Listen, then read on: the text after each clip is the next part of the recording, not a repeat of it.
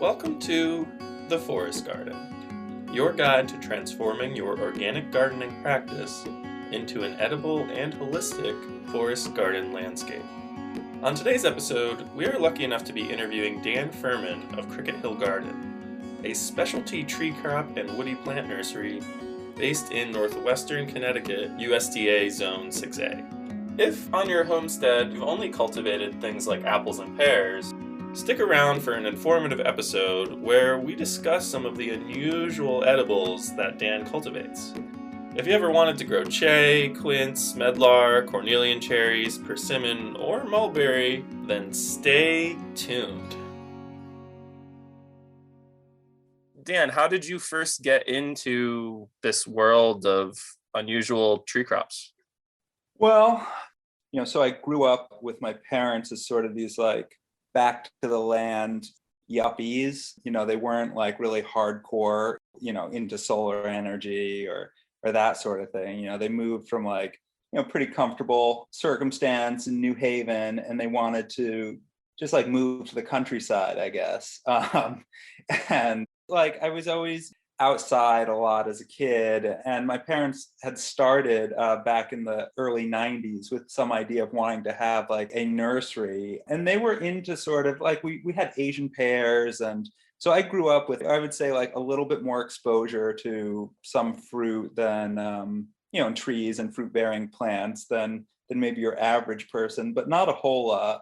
And then it was graduating from college in 2009, at the height of financial crisis. There was this kind of feeling then that like, oh, the collapse is like imminent, maybe. So it was kind of like, in some ways like 2020, where it was kind of felt that like maybe things were really unraveling. And so I definitely think there was some impulse that I felt to like, oh, want to like learn how to grow things better, learn how to just be able to produce food and have some feeling of self-sufficiency. And then also, at the time, my dad was really sick. And so I told my mom that I would come home and help her, with the plant nursery, which, specialized in peonies and ornamentals. And so it was just, this interest, I had some background. Yeah. And then just wanting to get into just growing temperate, hardy fruit. And then I actually found that there's just so much cool stuff from just general sort of Eurasian, a lot of things that are perfectly hardy, to New England. So many of them come with really interesting stories, the history behind stuff. And so that's something I'm always really attracted to. Yeah, so it's just been like a decade of trying different stuff. Some things work, some things haven't. But I guess, it's hard to kind of look back and figure out how it all started, but that's like as close as I can get to a origin story. Great. Dan, you mentioned something about the stories and history behind some of these plants that you're growing. Yeah. It's okay if you can't come up with one on the spot, but are there any that come to mind that are particularly interesting or that you like telling? Or maybe even as an addendum to that, are there any books or resources that you got into early on that sort of informed you about the histories of these plants? I read Lee Reich, Unusual Fruits for Every Garden, probably, in 2011 or so. And that's a good sort of, oh, what is a medlar? I've never heard of that before. But for instance, with like persimmons, it was like after college, I took this long trip from Turkey to China overland and went through the Caucasus, like Azerbaijan, Armenia, Georgia. Like there isn't a lot of public transportation in certain areas, and so you have these like shared taxis. And so like the first time I had a ripe persimmon was like in this shared taxi in the countryside in Azerbaijan, where just like all the little farmsteads that you pass have persimmon trees in the yard. And it was wintertime, and the driver just stopped because I was asking, what are these? Obviously I didn't speak Azari, so I'm just sort of like pointing. He stopped and we just picked some and I ate it. And it's like, so it's a khaki persimmon, the astringent type that's like, it's not really edible until it's basically like rotten. It needs to go through some freeze and thaw cycles to lose the tannins and the astringency. And so just like eating that, and then a year later being like, oh, there are American persimmons that I can grow, and just getting into learning all about American persimmons and how they were used, by indigenous people. And then with everything, you may not have such like a interesting sort of travelogue story, but with Cornelian cherries, this Russian guy came down from Massachusetts last year to buy like a dozen trees, and he brought me this Cornelian cherry liqueur that he had made. It's just a really fun way, I find, with a lot of these different fruit trees, like great way to start conversations, with people who come from other countries. It's just a really cool way, I think, to bond with people. It's like food, it's culture, it's history, and it's just something that's one aspect I really enjoy. So you mentioned that your parents had already started the nursery and that you had come back. Mm-hmm. When did it start, and what was like the focus before you got involved? Sort of like, what's the history there? So they were really into tree peonies. I don't know if you're familiar with them. It's a woody plant, the genus Paeonia, related to the herbaceous peony, the common type with, dies back in the fall. It's a herbaceous perennial. So my dad had actually been into those going back to like the 50s, well, probably the 60s or 70s. I think in the back of his mind, he always had this idea that he wanted to retire and like try growing them as a business. And so that was, it's hard. He passed away in 2014. And yeah, there are certain things, I kind of wish I had clarified a little bit because, when you're a kid, maybe you don't ask all the questions that you necessarily wish you in adulthood, sort of some of the more frank, sort of like, so what exactly were you thinking here? I think in the back of his mind, he always had this idea he wanted to open a tree peony nursery specifically. And so he basically did that. The thing was, they were just importing from China. Tree peonies are native to China and have been grown there for 1,500 years or more as first a medicinal crop and then as an ornamental. So there are a lot of very old varieties there, and is sort of like the homeland of these plants. And obviously during most of the 20th century, China was pretty closed to the West for commerce and everything. So in the late 80s, early 90s, when things started to open up, he was able to make contact with a nursery there and started importing bare root plants in the fall. They planted like a large display garden, but the way the nursery really worked was like import, so they would import stuff and then just resell it. So it was very limited. The business was always quite limited because the stock that they were working with was always being imported every year. So, I think it's different from nurseries where there's more like propagation, production happening.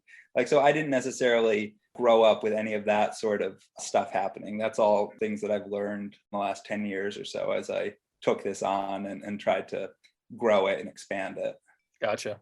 You've come a long way considering what is there. The first day that we met, I was pretty blown away by the property and that giant propagation station garage setup you've got going on. Yeah. And so you have Cricket Hill Nursery right now, and does that sort of encompass tree peonies plus all these other interesting edible perennial trees? Yeah. Is that sort of how it works? Yeah, in terms of like the business, the peonies are still account for the majority of sales. And the thing with the fruit trees, that's really kind of more my own passion. It's definitely somewhat passion driven rather than the cold economics of it, though I'm trying to sort of whittle things down and refine the inventory based on, what you can actually sell and make money with.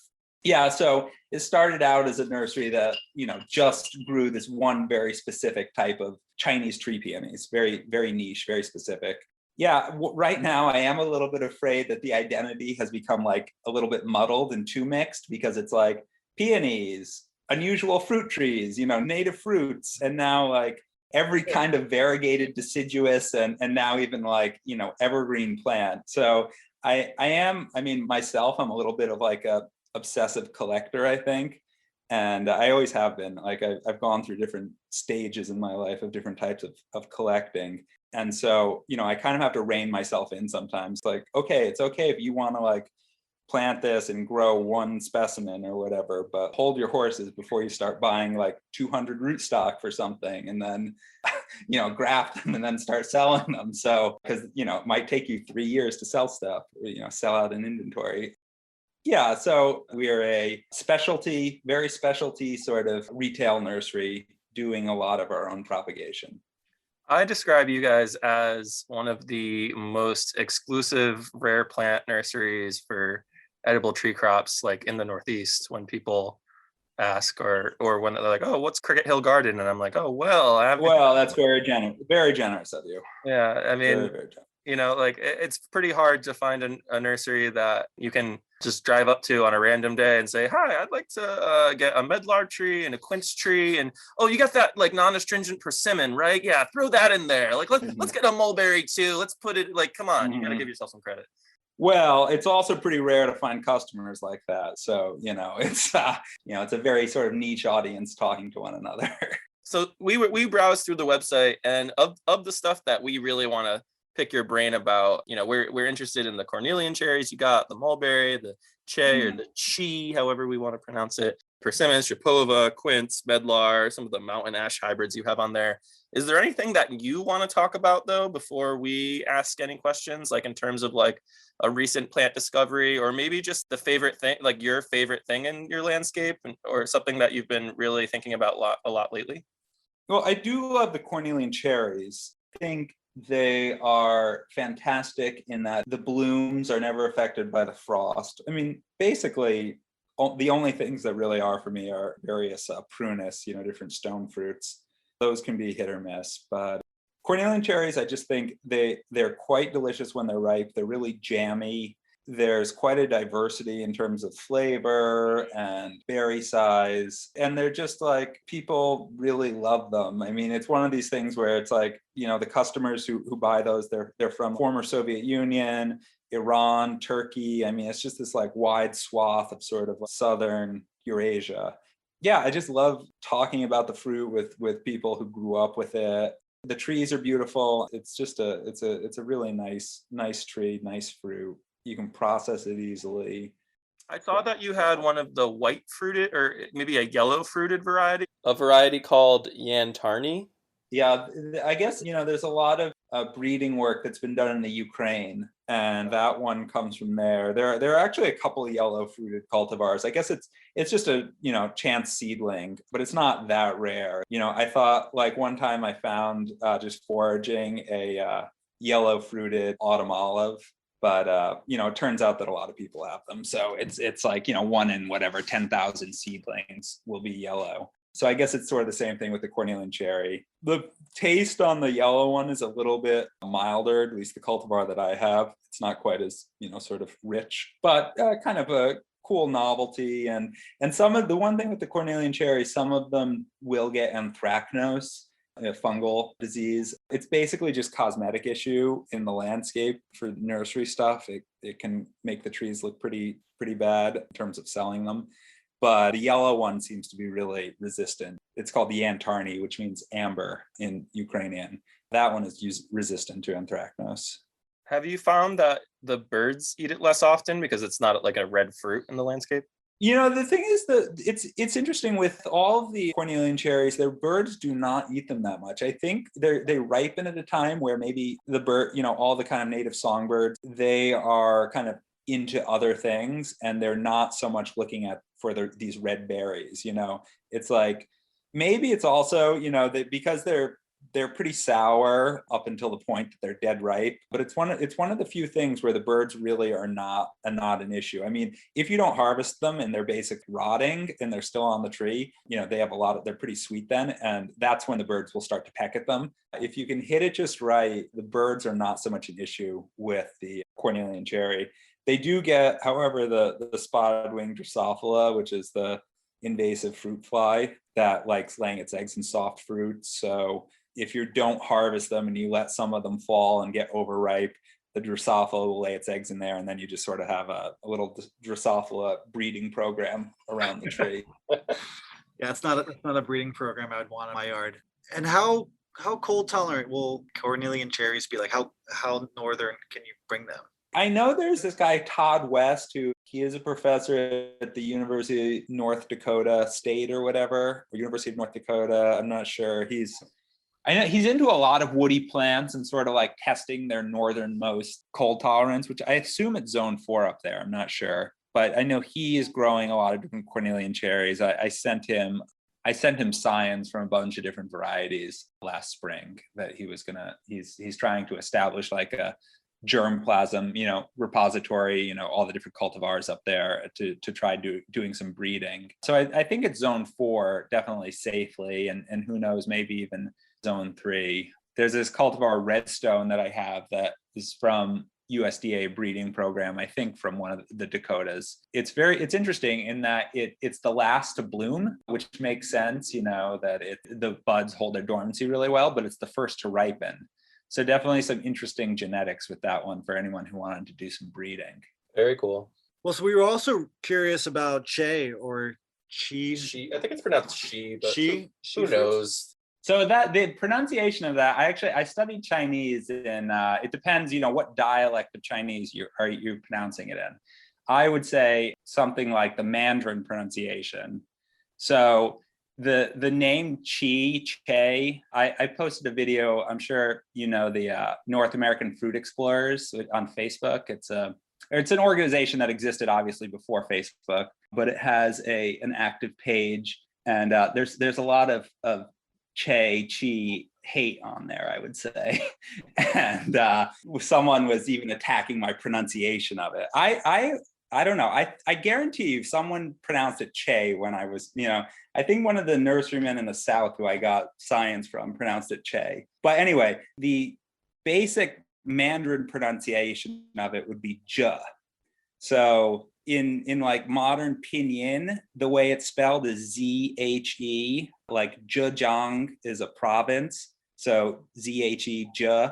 The reason it's spelled C-H-E is the old style of romanization of taking Chinese, the sounds of Mandarin Chinese and putting them into English or Roman alphabet. CH made that Z sound.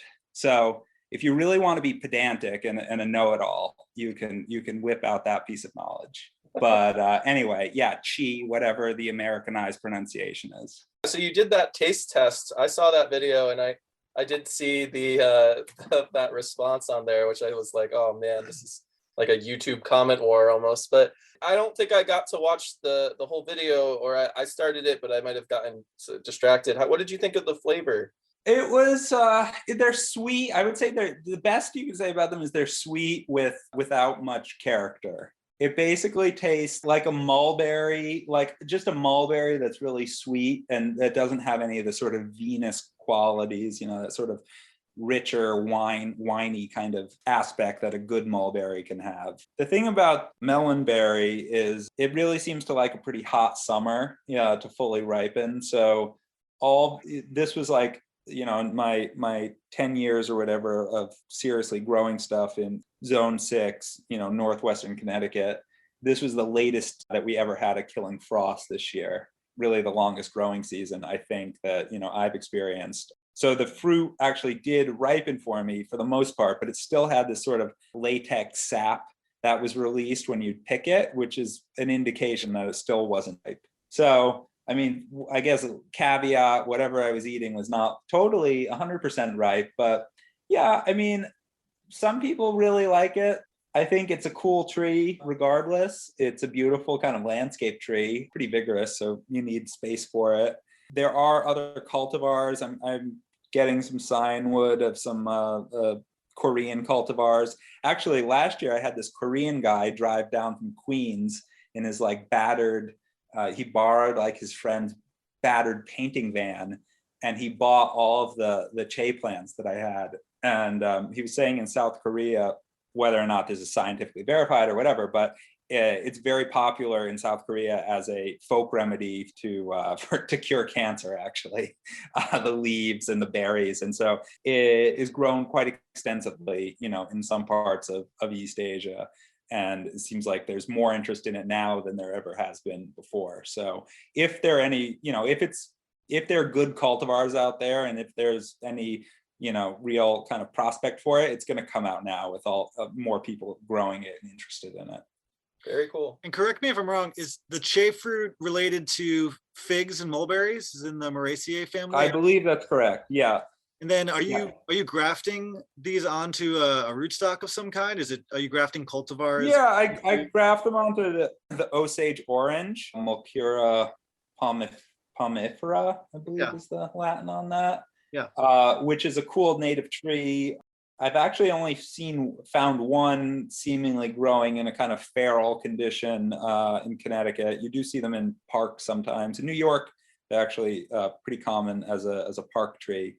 But they have these massive fruit that look like, it's the same basic shape of the che fruit with these little lobes on it. It looks like a brain. They're huge. They're the size of an orange or a grapefruit. So that's the rootstock. Yeah, I've never tried the fruit before, but it's definitely on my list to check out. But it sounds like either it has to be grown in a very long season climate. You have to get lucky if your climate doesn't always have those long seasons. Or do you think there are certain cultivars that ripen differently than others? Yeah, I think there's very little germplasm in the US. There were some plants that were brought in like in the 1920s or maybe before. And maybe, I'm sure, if there are better cultivars, they'll come out of South Korea, probably because they have access, to better lines or whatever. Also, I found it's like mulberries, most mulberries, the female trees will produce fruit on their own without pollination. They'll be seedless, parthenocopic fruit. So like all the literature says, that's the same with the melonberry. So all the cultivars, the female cultivars that I have are supposedly seedless, but I've found that most of them really only ripen their fruit when they're pollinated with a male. So that definitely, the fact that there's a seed in there helps shorten the season, the time required to ripen them. So a difference between your site and mine is that, so for our listeners, I'm in central Connecticut, right next to the Connecticut River, and Dan is in sort of northwestern Connecticut in a more upland area. And also, I'd say like the area of the state that kind of gets the craziest weather too. I don't know why, but you really get walloped sometimes with like crazy windstorms and stuff. Do you think that, so it's probably a heat units issue in terms of ripening it. Like we need, you need long summer. Have you considered doing something kind of crazy, like put in a bunch of really large stones at the base of the plant or something to sort of up the heat units on it or anything like that? Yeah, certainly.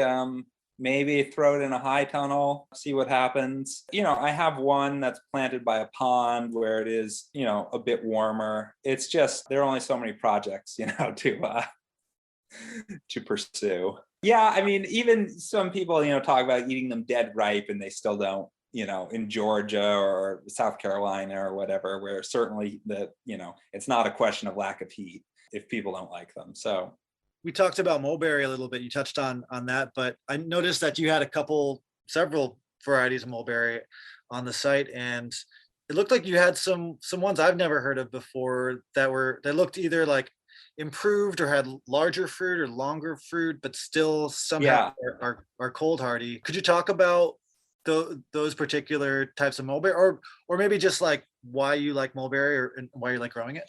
In terms of like the cultivars, I don't think, there's no like central registry, I think, for mulberry cultivars. So a lot of the stuff I've gotten, from other nurseries, but I think certainly from like Italy, it seems like Italy, and then again, like Ukraine and into the Caucasus and Central Asia, where mulberries are actually part of the diet and the trees are grown. They've been selecting them, probably for several thousand years for larger fruit. The trees are surprisingly hardy. Certainly those better cultivars seem to be hardy they're perfectly hardy for me, which, I'm borderline zone 6, zone 5, zone 6. So I would say definitely to zone 5. They're probably not as hardy as like Siberian or the Morus alba tartica, the Russian mulberry that's used as was used as a windbreak, or just the kind of feral seedlings that you find all around southern New England. The white ones, I think some of those can have really nice flavor. A lot of them kind of turn pinkish when they're fully ripe. That's a crop. Both for the black ones, the white ones, the birds just love those. They're ripening in mid-June. through July. That's when, the birds are looking for a ton of food to feed their babies. I've many years found robin's nests, in the mulberry trees. It's like, what better place to build a nest?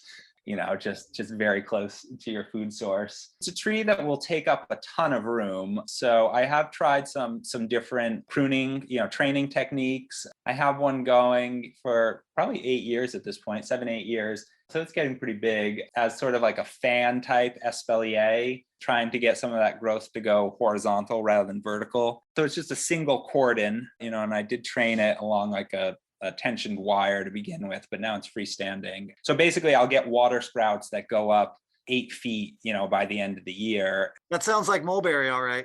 Yeah, Eight feet exactly. It's a good switch, if you need to discipline some children. So go and prune those back to just like 6 inches or so. There are plenty of buds at the bottom, and I'll still get a decent amount of fruit on that tree, even though I'm doing such drastic pruning. And it allows me to have a mulberry in a place where it really wouldn't be suitable otherwise, if you just let it do its thing. Mulberry seems underutilized in North America. Like you mentioned, a lot of the work that's been done on it, has been in Europe and Asia. And yeah, but the funny thing is, like it grows wild, in so many places around the US. Like I used to live in Tennessee. We were just talking about this earlier. Like I would literally see in my neighborhood mulberries just coming out of cracks in the pavement and the sidewalk and on fence lines.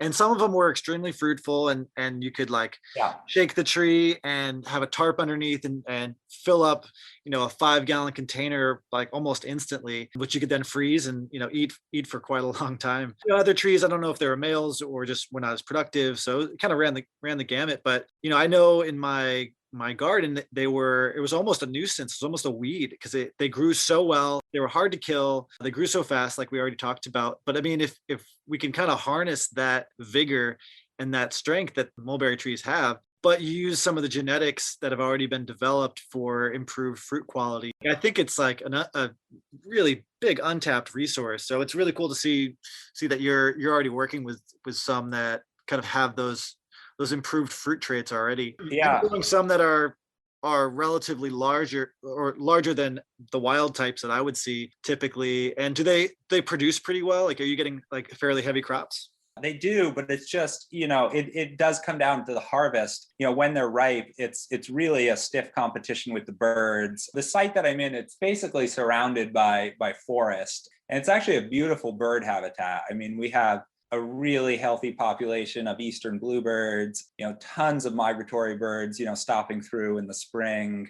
So yeah, the catbirds, it's like, as opposed to like, I actually live in New Haven, which is, much more urban.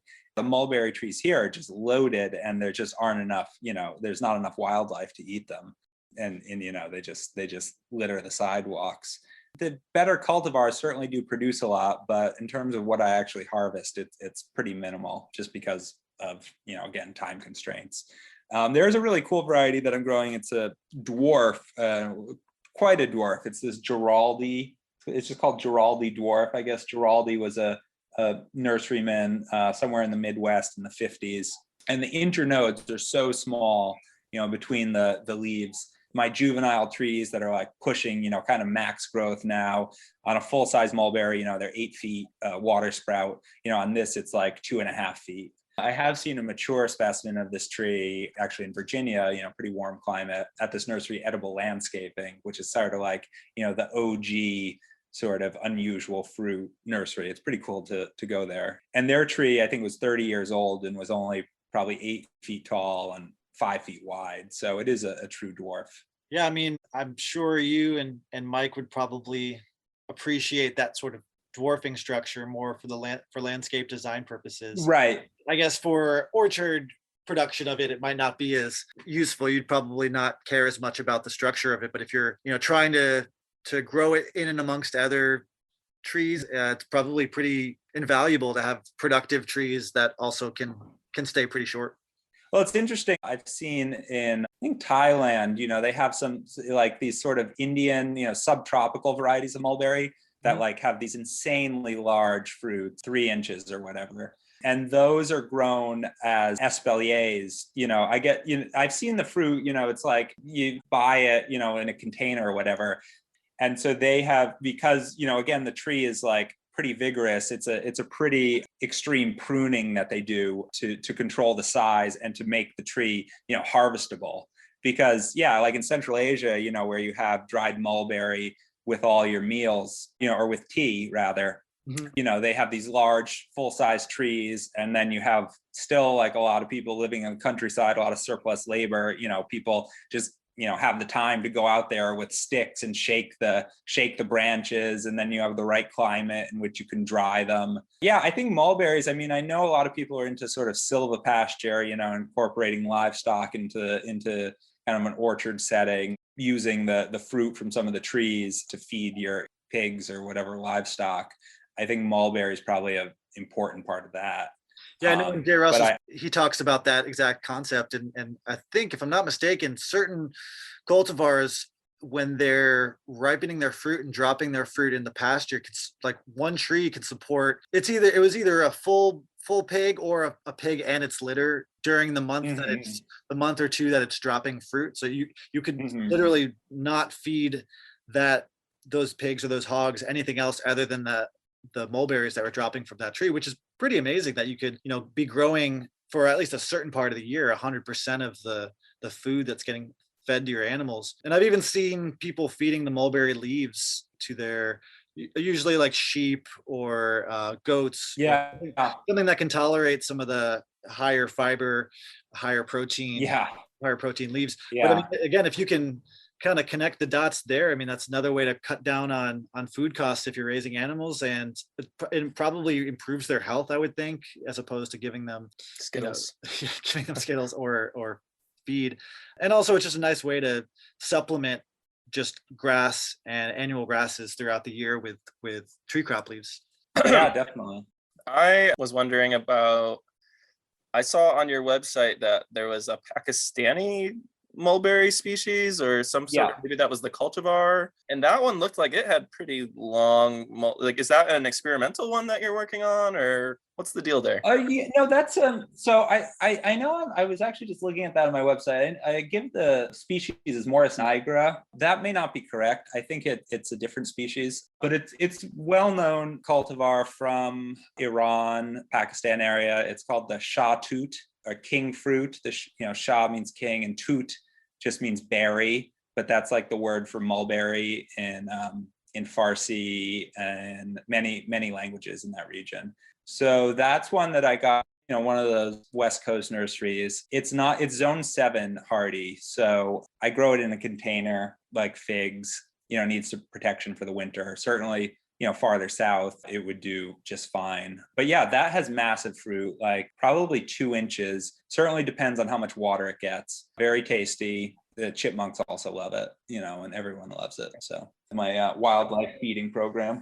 Yeah, I was going to say, your site is pretty incredible in terms of the natural habitat, but I guess feeding it is sort of the wildlife feeding program is for real. Well, for me, it's just about sign wood production. Grow them for their buds, not so much their berries. Yeah, I hear you. So maybe if we can move on a bit. Recently, I reached out to you with like my dream Christmas gift list to myself, where I was like, all right, this year, my one goal is I'm going to get a Nikita's Gift persimmon. Let's talk to Dan Furman. I know he's got he's the persimmon master. But on your site, I was just like, I don't know, there's all these cultivars I'd never heard of. And I didn't know if they were hybrids or if they're American parentage or what the deal is. So I don't know. Do you want to walk us through some of your favorites? Yeah, so most of what I have are just American cultivars, various selections. I think American persimmons are one of the most delicious temperate fruits you can grow. They're really intensely flavored, much more so than the Asian persimmons. Though the Asian persimmons also, I love those. There's like the meter is one that's been around forever. A lot of people if you read online, people don't like the flavor. I think it's delicious. Obviously with all these American persimmons, they are astringent, so they need to be fully ripe. All of those tannins broken down become sugars. So the meter I think is excellent. Proc is another one. It's been around for a couple decades, sort of a longer shaped fruit, also very good.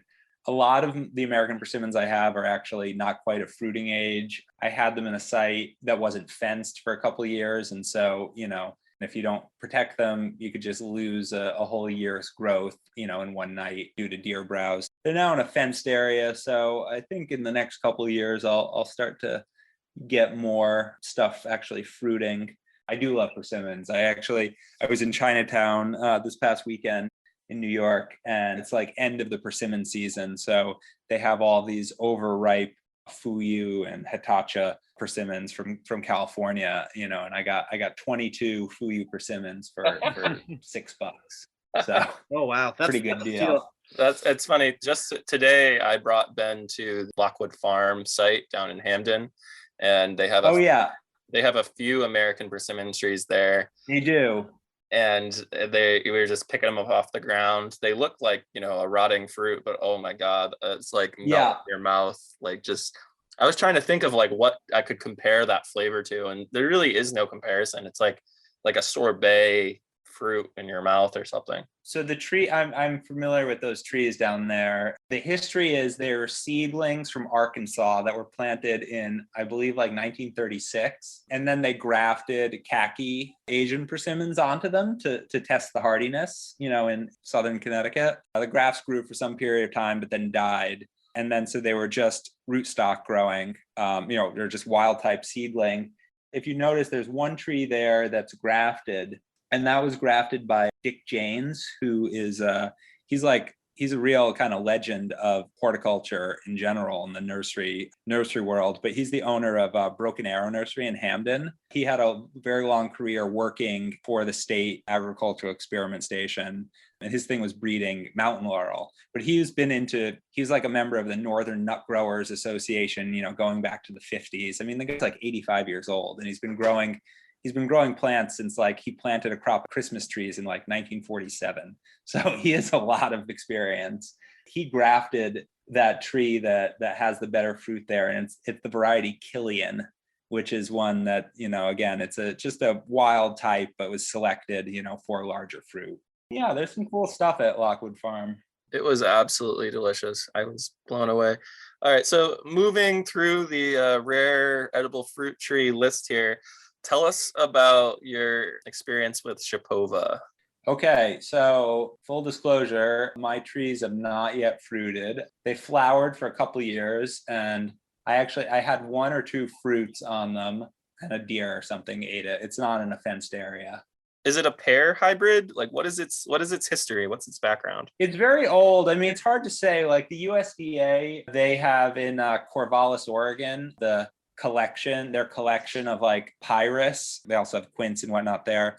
And they have several different trees that they're all think are like the same cultivar that are all this Shapova that it seems to have originated somewhere in Central or maybe Balkan area in Europe, like 500 years ago or so. But it's grown in several different areas and has different names. And I guess the fruit is a cross between a pear and a sorbus mountain ash.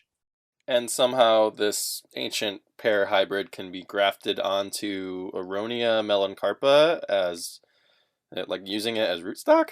Yeah, so that's what I do. That's again just kind of reading and talking to people. I guess grafted onto pear, which grafts very easily, it takes forever to bloom. I remember talking to someone and they said they had one that was almost 20 years old on pear rootstock and it had never bloomed. My kind of like specimen plant that I have is on Aronia. And you can see there's like some graft incompatibility because it's like a pretty big bulge, where the graft union is. And that's generally a sign that there's incompatibility, and that's what's causing perhaps the precocious, behavior and also the dwarfing. So how stable those are on Aronia, it's like nurseries will try all these kind of kooky graft combos, for various reasons. But is there like a 50-year-old Shapova grafted onto Aronia? I'm not sure. But it definitely does cause it to flower earlier. When I sell them, I also graft them onto the Aronia because it does seem to speed up the flowering. And they certainly don't die, within a decade. But whether or not that graft union becomes unstable in 3 decades, I'll report back. I wonder if you could somehow grow the Shipova on its own roots after it's established itself on the Aronia somehow, like through like, mound layering or some sort of propagation techniques to kind of avoid any sort of delayed graft failure. Certainly, you could certainly try that. I grafted some onto pear last year just to see how it does. But yeah, you could certainly try getting it on its own roots. There's no reason that a lot of pyrus and a lot of pome fruits you can't grow from cuttings. It's just they tend to take longer to size up in comparison to a grafted plant. But grafting is really just a faster means of propagation than growing things from cuttings. Grafting master over here. All right, moving on. This past year, I discovered I have a quince tree on my property. We picked them all. I gave them to my parents and was just sort of like, it's this like weird sort of, it's kind of an apple, kind of a pear. We're not really sure. Then chopped them up, cooked them down, and it was delicious. Like my new favorite fruit. And I believe you have a few different varieties on the property. Oh yeah, yeah. Give us your rundown of your the history, maybe some favorite cultivars, personal experiences. First of all, I think it's a very attractive tree in the landscape. When it's in bloom, it's really spectacular. It has these big, really, they're like the size larger than a quarter, pale pink, kind of the apple-like blossoms. And then the foliage is quite downy and just has this nice sort of droopy quality when it's first coming out in the spring. Just a nice tree to see in bloom.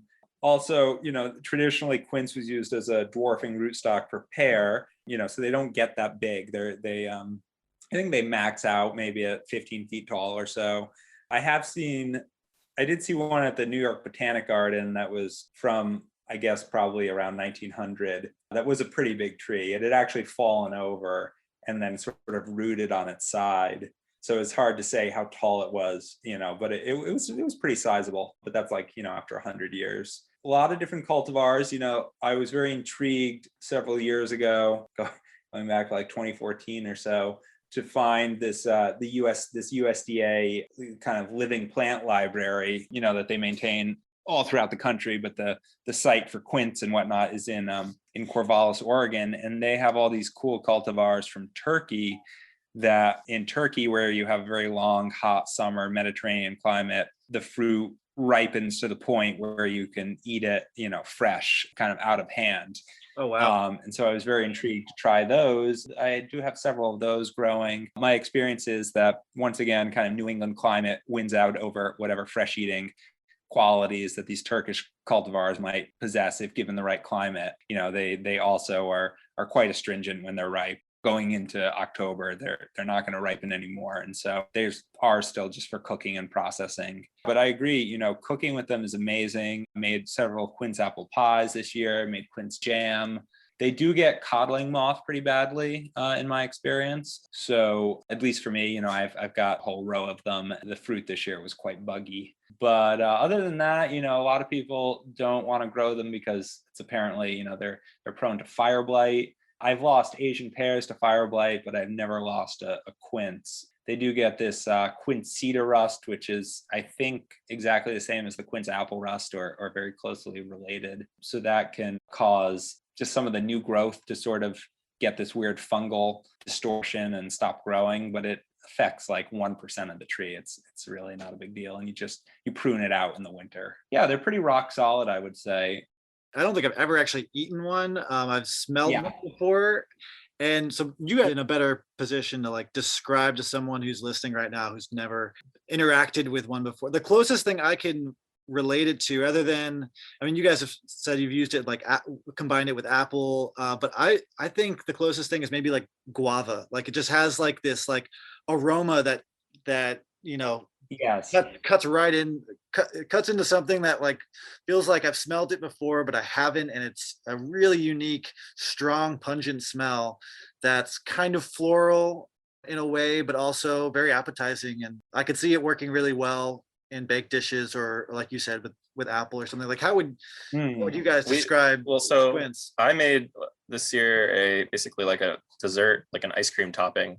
And I think it's a pretty common way to, what you do is you basically just chop them up into pieces and then you boil them down until it turns into like almost a syrup. And then the white fruit will turn pink.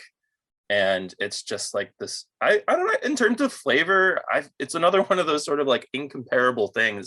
Maybe kind of reminds me of like the first time I ever had a strawberry rhubarb pie, kind of. Not in terms of like reminding you of rhubarb flavor, but just sort of like the first time you eat it, you're just like, I never would have thought that this is what this would have tasted like. I don't know, Dan, do you have any, like, what would you say? Well, I always think of them as actually quite citrusy. There's like, there's this zest to them. There's this variety called limon. They do have this, it is this sort of floral, a little bit sour, but also quite nice, rich sweetness to them. And that really comes out when you bake them or cook them. So I think, they're a good counterpoint to like apples or whatever, and they add that sort of little sour dimension, a little citrusy. It's a great fruit. I guess, they used to be quite widely planted because of their high pectin content. And it was just one of these traditional things. If you had a couple of apple trees, you would also have a quince, to help thicken up preserves and add that nice little citrusy note, I think. Grow your own pectin. Doesn't sound too bad. All right. So what about medlar, my new favorite tree crop that I just stumbled upon on UMass campus? I did a little bit of digging and discovered that the tree that I stumbled upon is actually the cultivar Breda Giant, which is not only one of the largest available cultivars, but I believe also the one that's the most commercially available. So it makes sense that is what they had on campus. And I was, this what seemingly like 4-year-old tree was just loaded with fruit. You are like the only person I know in the Northeast. And I mean, I could be wrong. There might be other nurseries, but at least in Connecticut, you're definitely the only person offering medlar like commercially. How did you get interested? I mean, we could talk about the history of medlar for forever, but what was your introduction? And is there a cultivar that you like best? Well, I guess that was probably a fruit that I learned about from that Lee Reich book, Unusual Fruits for Every Garden. I love that book. It's very basic. It's more than basic. I mean, he really did a nice job kind of laying out some of the history and the background and also some cultivation. Oh yeah, it's a great book. It's one of the 10 books that anyone who's into this sort of stuff should have. But it was probably from there. And then I think, the first time I tried them was actually on a college campus. I guess it's one of these, if you have any sort of like traditional European herbal garden or, because it's one of these like monastery plants that they would grow in the cloister gardens where it was like kind of transition from just growing strictly medicinal plants to then ornamental. And that's where like a lot of the dwarfing rootstocks come from. They were these oddities, brought into monastery gardens and those kind of small cloister gardens. Yeah, so I tried one actually at the campus of the University of Bridgeport here in Connecticut, and it was part of their herbal program. They had planted it. But again, the nucleus of my collection came mostly from the USDA. They have a lot of cool cultivars grown quite a bit in the Netherlands, France, UK. It's still grown quite a bit to some extent, I guess. I mean, there are a couple places that make, medlar jam or butter commercially. So it's really weird. It's like you have to let it rot in a like cool, dry place before it's edible. It really kind of brings you back to sort of medieval Europe where there's like no indoor plumbing and this rotted fruit is about the best you can expect. That's sort of what I was thinking about them. But they're quite tasty. It's sort of like applesauce in a peel. Oh yeah, is the way I would describe it when it's ripe. I tried medlar for the first time today, this afternoon. Mike found some on the UMass campus, and I've always sort of glossed over that chapter of any book that I was reading because I had originally heard that they need to be bledded, they need to rot, they need to go through this process, and I don't know. I'm a big fan of things that you could eat fresh right off the tree. And so to me, I was thinking, well, this sounds like work and extra steps, and I have no idea if it's even worth those steps. But what apparently happened is Mike harvested them sort of late after a couple frosts. For people listening who've never tried a medlar, it is one of my new favorite fruits. It is so sweet. It's got the perfect level of tartness and tastes like baked applesauce with a little bit of brown sugar. It was really nice. And there was no processing involved. It was just hanging on the tree through a couple frosts. Yeah, so I picked it probably December 10th or something, or maybe like the 14th. And I guess, most people want to like pick them in like October or November and then they bloom them. Right. But Yeah. I don't understand why, because you can theoretically just leave them on the tree and then they'll ripen and then you can just walk up. You can, it's interesting. I have noticed amongst my cultivars, some of them hold the fruit a lot better than others. So I was just noticing today, I have this one called Westervelt, which is from the Netherlands.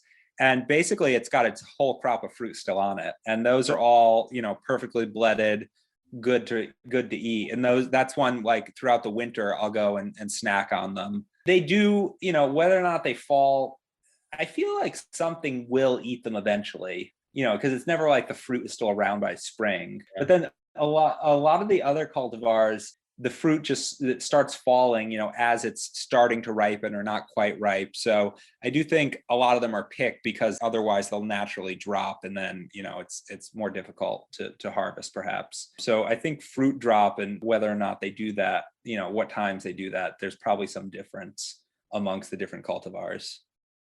Well, I guess that Breda Giant cultivar is, more than just the most commercially available. It's also pretty choice in that the fruits really do stay on. I mean, I was taking the fruits off and they didn't necessarily come off easily. Like the ones that were ripe would drop right off, but if it was like a little bit ripe, or if I kind of felt like it was going to ripen up in a week or so, I really had to twist them off. I was harvesting stuff to blet and stuff to, that I could eat right away. And I wouldn't say, it didn't seem like these fruits were going to drop any day. It definitely felt like they could have stayed on there until February, or until squirrels ate them, I guess. The fruits are, as big as some of them, maybe like a small stress ball or something. Some of them are, sits in your palm really nicely. And I guess it's all about species or cultivar selection. I think so, yeah. Do we want to touch on the mountain ash hybrids before we wrap things up? Definitely. Mountain ash hybrids for edible fruit is new to me, so I have nothing to say on this topic, but I'm all ears. Well, they're quite astringent. I think a lot of times they're, I know I've had inquiries from people doing cider, using them for that. In Germany, and I think in a lot of Europe, they are fermented and then distilled, and you make schnapps out of them. You do that with any fruit, but that's the only way I've ever consumed like straight mountain ash. Before we continue, can you define what it is a hybrid of? Like, what is the mountain ash hybrid? They're European mountain ash. They're sorbus, and then I guess a lot of them come from this guy, Luther Burbank, who's the famous plant breeder. He played around with these, and then there was like the Luther Burbank of Russia, this guy Ivan Merchurin, something like that. He did these, and I believe they are sorbus crossed with pyrus, similar to the Shapova.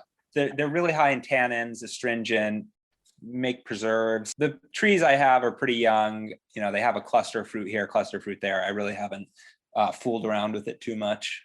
Gotcha. I mean, it's just the amount of diversity that you have packed into that landscape is just wild.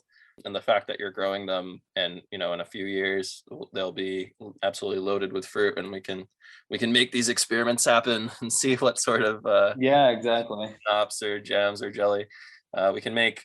So Dan, if any of our listeners are interested in ordering some of these crazy out of a storybook fruit trees from you, where can they find you online? Check us out at crickethillgarden.com. There is some stuff that is available for spring, a lot of stuff. It's on there on the website now, and there are email me when available, button that you can utilize. A lot of stuff will be ready for late summer, fall 2022 shipping or pickup. All right. Well, thank you so much for coming on to the podcast and letting us pick your brain. I hope that sometime soon we can drop by. And thanks so much for joining us today. Well, yeah, thanks for having me on. I appreciate it. Thank you. Well, listeners, if you made it this far, thanks for sticking with us, and we'll see you next time.